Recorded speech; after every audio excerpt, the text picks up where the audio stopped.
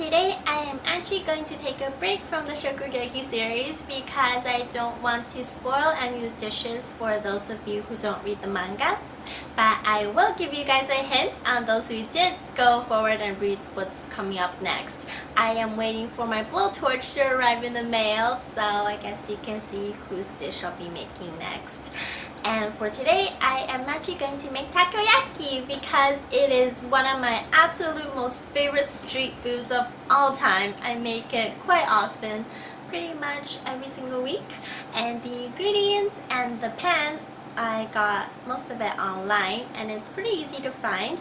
I got the kind where you use it on a stove rather than the electronic ones. And so then, let's get started. First, we are going to make the batter. I'm pouring the dashi granules directly into a water bottle just so it's easier to mix this way. Make a well in the center of the flour and pour in the water little by little and mix thoroughly.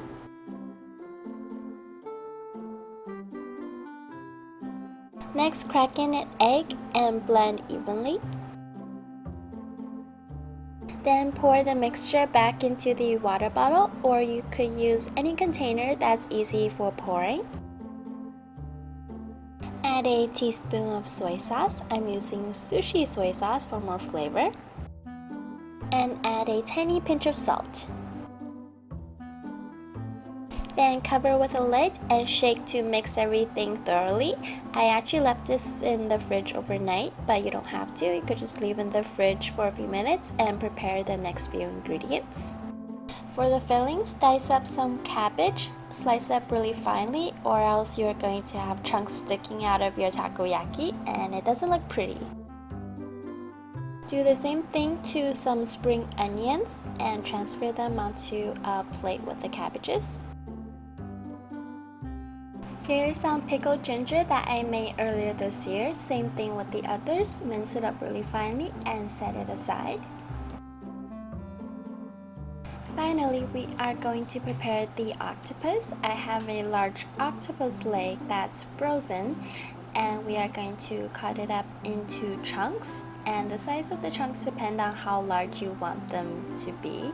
I usually cut mine up pretty big. They barely fit into the takoyaki, but I somehow make them fit.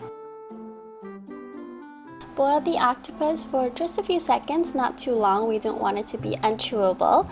And then our ingredients are ready to be made. Retrieve the batter from the fridge. It's probably separated. Just give it another shake and it's ready to use. And the pan that I'll be using is this one over here. First, heat up the pan over low heat and we are going to brush some olive oil all over the pan, including the outside. Pour the batter into the holes all the way to the top. Next, place an octopus chunk into the center of each takoyaki. Next, sprinkle on the cabbage. I usually like to pile them up all in the center. Using these wooden picks, spread out the cabbage evenly on the surface. Next is the spring onions. And finally is the pickled ginger.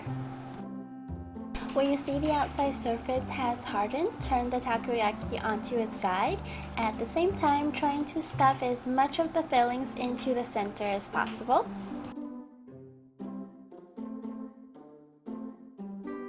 Then fill the other empty half with more batter. Here is where you'll be needing some patience. You have to let it cook slowly, at the same time trying to turn it little by little while stuffing the surrounding batter into the center. Just turn it little by little and let it cook evenly. And I'm just going to speed up this process a little bit because it does take a few minutes for it to cook completely. And in the end, your pan should be completely clean. And I actually do like it a bit charred on the outside because it makes it a lot more crispy. And here is the finished product. Doesn't it look so good? It looks so good.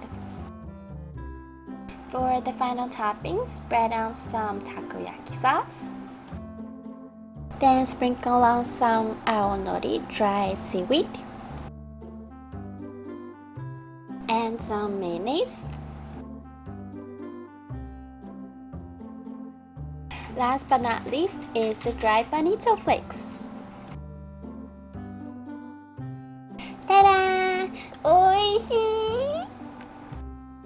Alright guys, here it is, and for this one I actually made the most basic kind with taco, spring onions, and cabbage, but you could also use a whole bunch of other ingredients as well. You could put shrimp instead of taco, but personally I don't think it tastes as good. I still prefer taco. And you could put onions in here, and cheese tastes really good as well, so you can give those a try. And these are the ones I made today.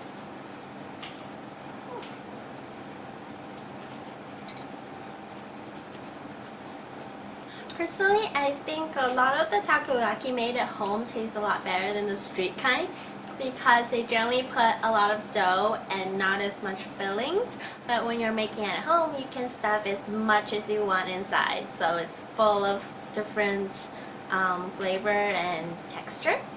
And alright guys, that's it for this week. I will be back next week with my Pacific Surrey dish.